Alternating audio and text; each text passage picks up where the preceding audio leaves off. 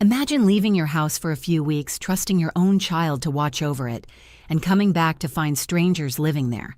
That's the nightmare I never thought could happen to me. My name is Rosalind, and before I take you into the darkest chapter of my life, I want to ask you something. Where are you watching from tonight? Leave it in the comments. I'll be reading every word.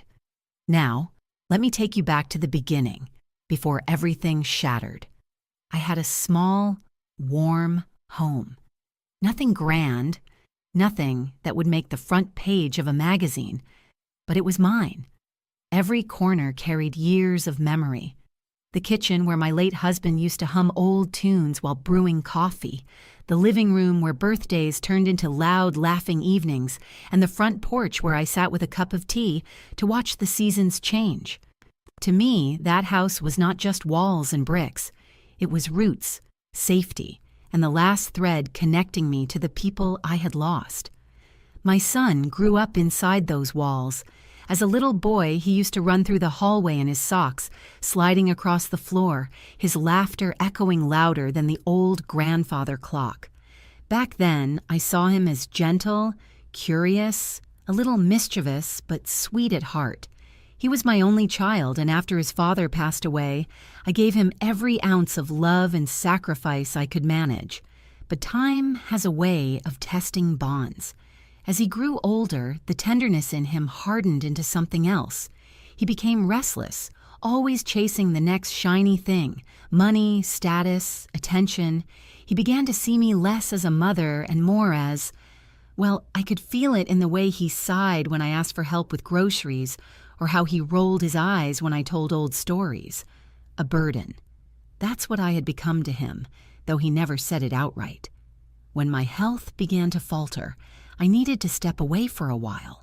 I had fallen, fractured my hip, and the doctors insisted on a proper rehabilitation program. At first, I resisted. The idea of leaving my home, even temporarily, filled me with dread. But my son said, "Mom, you'll be fine. Just focus on getting better. I'll handle things here." His words sounded like comfort, but there was a sharpness in his tone, almost as though he couldn't wait for me to be out of the way. Still, I wanted to believe him. I told myself he was just stressed. I told myself he loved me deep down, even if he was rough on the edges. I trusted him with the only thing that mattered most besides my own life, our home. The rehab center wasn't terrible, but it wasn't home either. The food was bland, the halls smelled faintly of disinfectant, and the nights stretched long. I worked hard, though, determined to walk without pain, to reclaim some strength. I counted the days until I could return to my porch, to the rose bushes I tended every spring, to the photographs still hanging in the hallway. What I didn't know then was that while I was learning to stand again, my son was plotting to take the very ground from under me. Looking back, there were signs, little comments he made during his rare visits.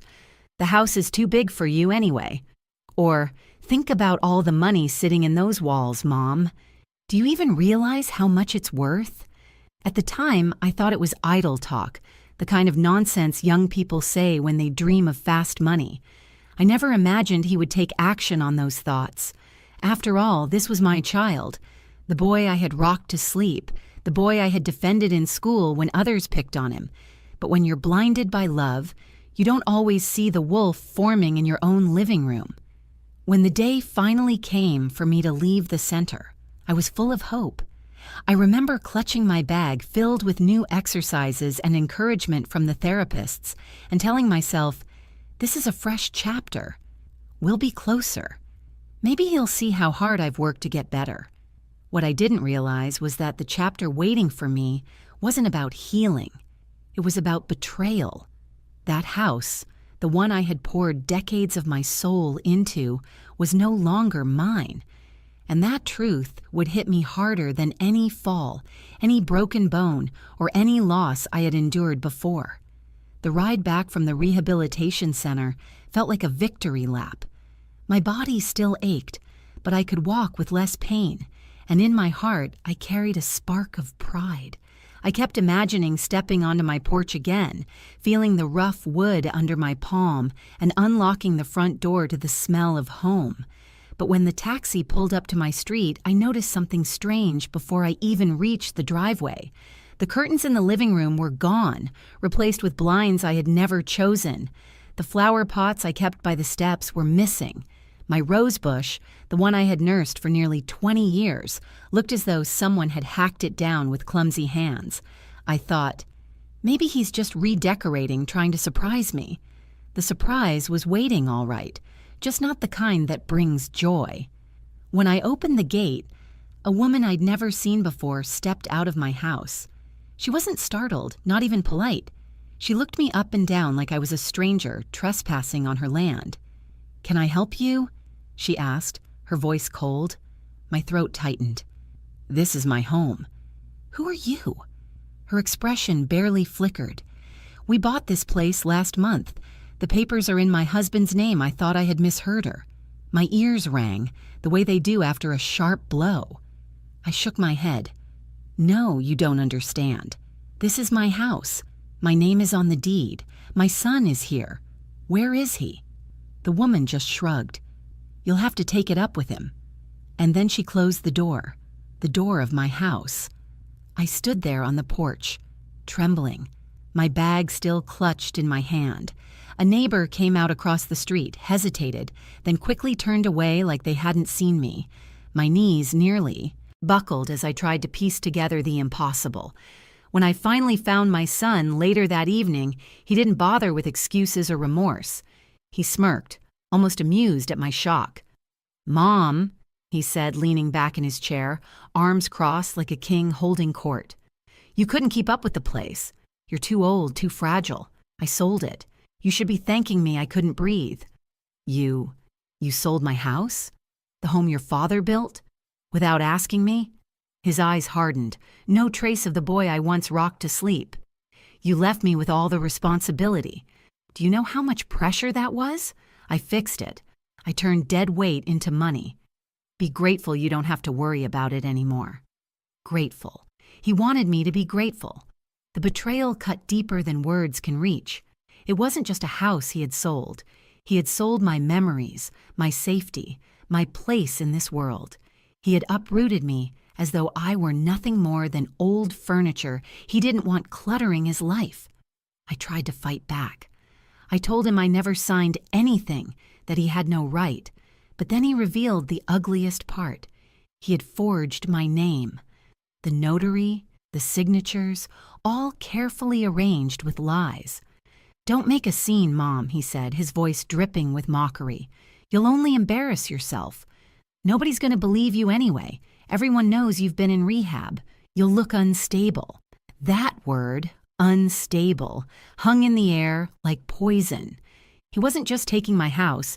He was taking my dignity, my reputation, and twisting them into weapons. I left his place in a daze, dragging my bag behind me like it weighed 1,000 pounds. The streets I had walked all my life suddenly felt foreign, hostile. Every porch light seemed to shine on me with judgment. I had become the woman without a home, the mother whose own child had betrayed her. That night I sat on a bench outside the church down the block. I pressed my palms together and whispered, "Lord, what did I do to deserve this?" But the silence gave me no answer. Only the cold wind answered, biting through my coat. For the first time in my life, I understood what it meant to be completely displaced, not just physically, but spiritually. The one person who should have sheltered me had thrown me into the storm without a second thought, and that was only the beginning of the humiliation I would endure. I wish I could tell you that I found a quick solution, that someone stepped in to right the wrongs. But life isn't a fairy tale. The day after learning the truth, I woke up on a borrowed couch with a stiff back and an even stiffer spirit. The friend who let me stay did so reluctantly. She had her own family, her own problems, and though she smiled politely, I could feel the weight of my presence pressing on her. It's one thing to visit someone for tea. It's another to watch them unpack a small bag of clothes, trying to fold themselves into the corner of a stranger's life. I tried calling my son again, desperate for any sign of remorse. He picked up once, his voice sharp, impatient. "Stop bothering me, Mom." "You're acting pathetic. The house is gone. Get over it." Then came the sting that left me silent. "You should be grateful I didn't throw you into the streets myself." He hung up before I could answer. From then on, he ignored my calls. Sometimes he'd block my number for weeks. I would hear bits of gossip from neighbors, whispers that spread faster than fire in dry grass. "She's lost it. She was in rehab. Her son had to take control." Lies he planted to protect his image. One afternoon, I passed by the house that used to be mine. I stood across the street watching strangers' children running through the yard, their toys scattered across the grass where my rosebush once stood. My son was on the porch, laughing loudly with a group of friends, a drink in his hand. He didn't look like a man who carried guilt. He looked like a man who had traded his mother for applause. That sight burned deeper than any wound. He hadn't just taken my home. He had twisted the story so that I looked like the villain in his play. The humiliation spread into every corner of my life. Family gatherings? I was quietly left off the invitations. Weddings, birthdays, even funerals. I'd hear about them afterward, long after the photographs had been posted online. Relatives whispered that I was unstable or too fragile. My son had poisoned them with his version of events, and it was easier for them to believe his story than to confront the ugliness of what he'd done. I learned what loneliness truly meant. It wasn't just being without a roof, it was being erased from your own bloodline, treated like a stain they'd rather scrub out of sight. In those nights, lying awake in spare rooms or shelters, my mind replayed every memory of him as a boy. His first steps, the way he clung to my skirt when he was shy, how he cried when his father passed, and I promised him we'd always stick together. Each memory twisted into a knife. How had that tender little boy grown into this cruel man? But grief has a way of fermenting into something else if you let it sit long enough. At first, I begged the Lord for answers. Then I begged him for strength. And slowly, a different thought began to creep into my chest. If he thought I was weak, maybe I had been. Maybe I had trusted too blindly. But weakness doesn't last forever, and I knew him better than anyone. I knew his greed, his shortcuts, his arrogance. One evening, as I sat alone in a quiet shelter, I whispered to myself, "He thinks he's untouchable, but he's forgotten who taught him how to walk in the first place. He's forgotten whose name he carries. I didn't know exactly what I would do yet. But the first spark of resolve lit in me that night. It didn't erase the pain. It didn't erase the humiliation. But it gave me something I hadn't felt in months. Direction. And once a mother finds her direction, even the son who betrayed her should be very, very afraid. People often think revenge comes like lightning. Sudden, hot, uncontrollable. But in my case, it arrived like a whisper.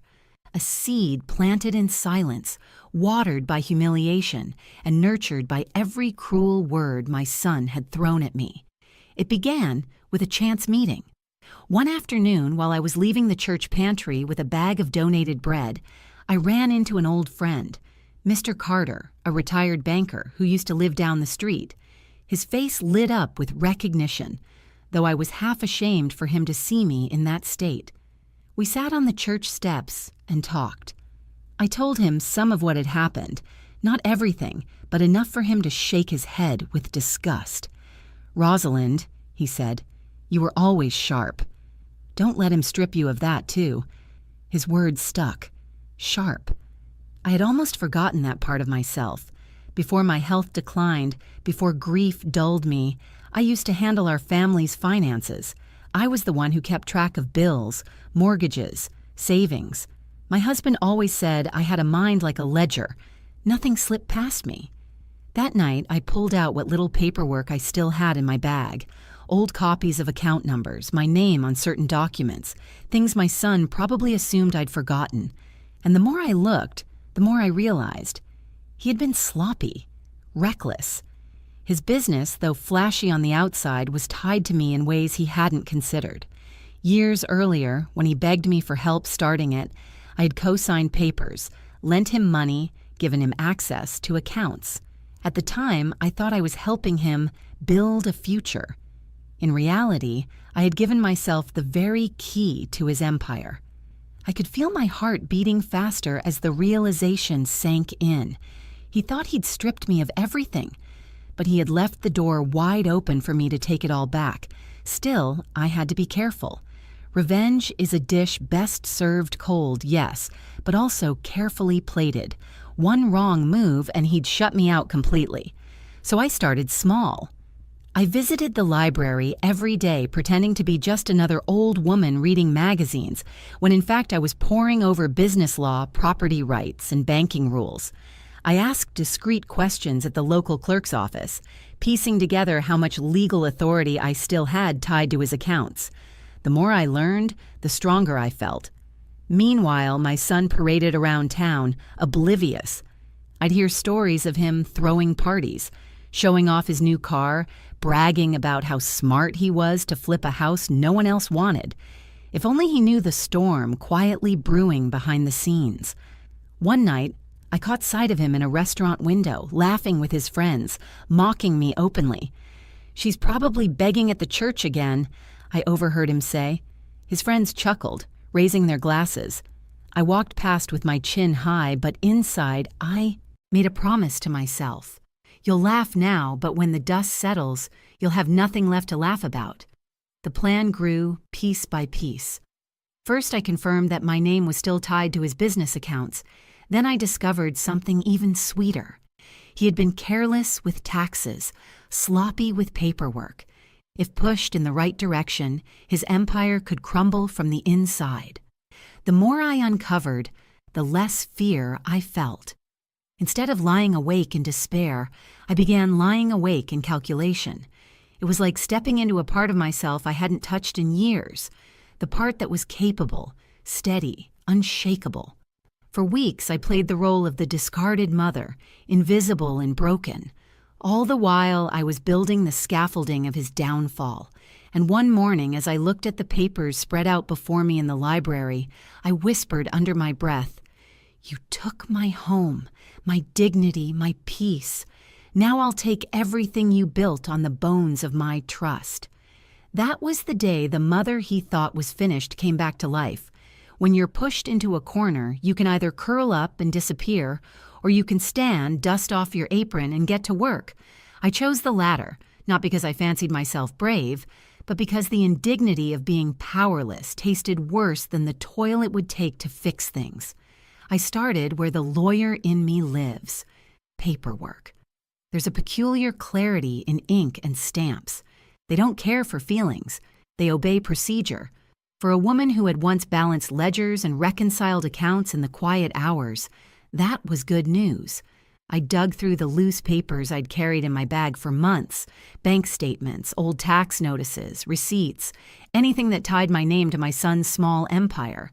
Each scrap was a breadcrumb leading me back into the life I'd been shoved out of. My first move was simple and surgical. I contacted the bank. Polite, slow, like an old woman whose memory was sometimes foggy. I asked questions I already knew the answers to, waited for the clerk to repeat facts that helped me confirm legal links. There is a peculiar blindness in people who assume the elderly are harmless. They let you wave through the library doors, but they never expect you to read the ledger behind the curtain. That underestimation became my advantage. Once I proved my ties to certain accounts, co-signatures, dormant power of attorney that my son had assumed was lost, small investments listed under my name, I set defensive traps. I requested temporary freezes, not dramatic or loud, but precise. Put a restriction on outgoing transfers, pending verification, flag accounts for unusual activity, request updated identification for any withdrawal over a certain amount. The bank obliged, slow as a glacier, but obedient to rules. Each delay I planted was a pebble in his shoes. He noticed, of course, men who build their world on haste are easily unsettled by patience. At first he laughed it off, confident that paperwork was a mere inconvenience. He liked to think money made him invincible. He didn't understand how a single signature could topple his bravado. He called me twice in succession, voice rising like steam. "Mom, what have you done?" he barked. Who do you think you are messing with my accounts? You'll regret. You sold my home, I said, cool as kitchen tile. I'm only making sure you can't sell the rest of me. He slammed the phone down like a child with tantrum toys, then tried other tricks. He emailed, threatened, sent messages filled with the same venom he always wore in public, derision thinly veiled as concern. You'll ruin everything, he wrote. You should be grateful for what I did. You're making trouble for yourself. He never stopped to consider what everything meant to me, so pressure can break a man who's built on brittle things. The pressure from the bank was a whisper at first, then a tightening band. He began missing payments on vendor invoices because funds weren't flowing like they used to. Suppliers grew impatient with checks that bounced or cleared late. His staff, people he'd hired with promises and swagger, started to whisper about stability. Rumors traveled faster than his apologies could. I didn't celebrate when the first invoice went unpaid. I felt neither glee nor triumph. I felt a steady, quiet satisfaction. Justice, in my mind, wasn't a feast. It was a correction. He had taken from me. I was recalibrating the scales. Then came the legally satisfying part. Paperwork that transferred operational control back to me. Because I had co-signed loans and was listed on certain contracts, I could step in, not as a vengeful stranger, but as a rightful stakeholder. I filed the necessary notices, attended meetings with board members of his tiny company. He had never bothered to introduce me. They assumed I was a harmless relic, and insisted that financial oversight be reinstated. Watching men who once deferred to his charm now defer to my calm was an odd kind of balm. The day I walked into one of his shops, not as an embarrassed mother, but as a woman with authority, he was there. He saw me from across the room, his face folded into something like disbelief and fury. He tried to hurl insults to shame me in front of staff and customers. "You don't belong here." "This is my business," he spat, red in the face. I met his rage with a stillness that made it worse for him. "You belong to the past you chose," I said quietly. "This belongs to whoever keeps it honest." The manager, an older woman who had watched me from the start, stepped forward, telling him that the paperwork was clear. The accounts had been restricted. Contracts needed signatures from both parties. He had run out of shortcuts. He raged privately at first, banging on closed doors, cursing at locked bank kiosks. Then he raged publicly, storming the city council to complain, making a spectacle of himself outside the bank. He shouted that I had stolen from him, that I had used his mother's name to take his livelihood. Everyone saw the irony. To the townsfolk who had watched the entire sad play, his tantrum read like the confession it was. What cut deeper than his screams was the look he gave me when the last transaction cleared in my favor. Raw, jaw-gnawing disbelief mixed with a bruised entitlement. He had spent years building his persona on the belief that he could take and never be taken from. For the first time, he was the one left with empty hands. He tried to bargain, to beg, pleas that were a bitter echo of the lullabies I once hummed when he was a child. He offered apologies that landed hollow as coins. He promised change with the same breath he used to excuse cruelty. I listened, because I'm not heartless. I only weighed his words against the ledger of my life. When he realized the business was no longer at his fingertips, his rudeness swelled into something dangerous. Threats layered over pleas, poison laced in nostalgia. He demanded his accounts, slurred about lawsuits, threatened exposure, and tried to humiliate me in front of those I had fought to protect. He remained rude until the end of the showdown, as I knew he would. Rude because repentance would be too much work. And in that rude, furious silence, I finally felt the room tilt back into balance. I had not only reclaimed what he had taken, I had reclaimed a version of myself that would not be sidelined by cruelty. The house was gone. Yes, but the part of me that held a name, a history, and a mind, those were mine still. I would not let him cast them away again. When the accounts finally shifted out of his reach, my son's empire collapsed faster than I ever expected. It was like watching a house of cards fall apart, not from one grand gesture, but from a dozen small tremors. Suppliers refused to extend him credit. Employees, tired of bouncing paychecks, began to walk away. Friends who once filled his house, sipping from expensive bottles and boasting of his success, suddenly had other places to be. The laughter that once rolled from his porch went silent, leaving only a hollow shell of a man pacing the ruins of what he had built on my back. At first, he came at me with fury. He called, texted, showed up at the library where I sat most mornings, his face red and voice venomous. "You've ruined me. Do you understand what you've done?" I didn't shout back. I didn't need to. I would simply close my book, fold my hands, and say, "I understand perfectly." My stillness drove him madder than my words ever could. When rage failed him, he tried another mask, desperation. He showed up outside the church pantry one evening, waiting by the steps. His shoulders slumped, eyes wide, voice softer. "Mom," he said, and for a fleeting second, I thought I saw the boy he once was. "I didn't mean for it to go this far. You're my mother. Can't we fix this?" But behind his tone, the arrogance still simmered. He wasn't sorry for what he'd done. He was sorry for being caught. He wanted his safety net back, not reconciliation. I told him, "You took from me and never looked back. I won't let you do it again." His face hardened instantly, like ice cracking under sudden cold. "You'll regret this," he spat, before storming off into the night. That was the last real conversation we ever had. The community, the very people who had once whispered about my instability, started to shift their eyes. They saw him unravel in public, his temper, his bitterness, his blame. They saw me standing steady, carrying myself with dignity despite the storm. Some apologized quietly, others avoided me out of shame, but the balance had changed. Yet victory didn't taste sweet. I didn't dance on his downfall. I didn't gloat or shout triumph to the heavens.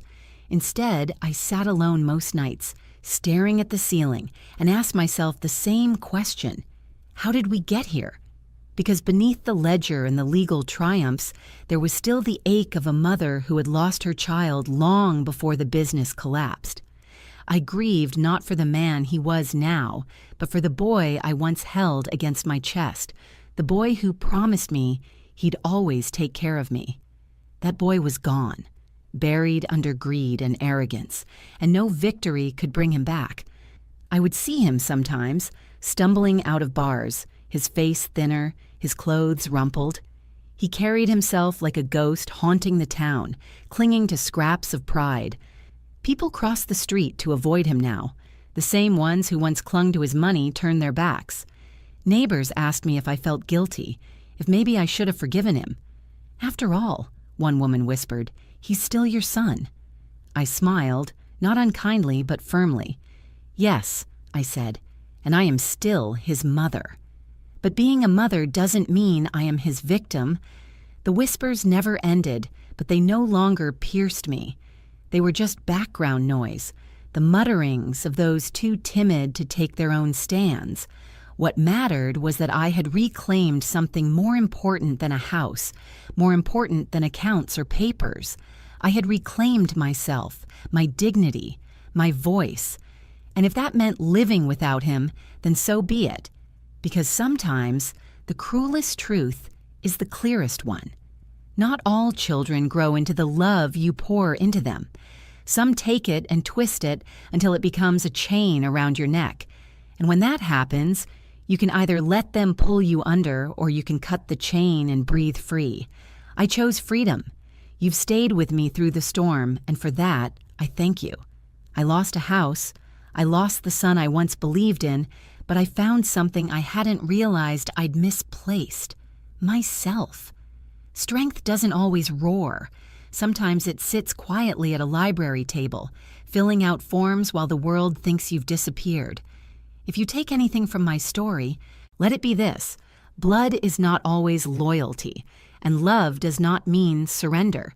You have the right to protect yourself, even from those you once rocked to sleep. So I ask you now, those listening, have you faced betrayal from someone you trusted most? Share it with me below. We're strangers here, but in truth, we carry the same wounds. I'll leave you with this. Forgiveness may be holy, but survival is necessary. And sometimes, choosing yourself is the most faithful act of all.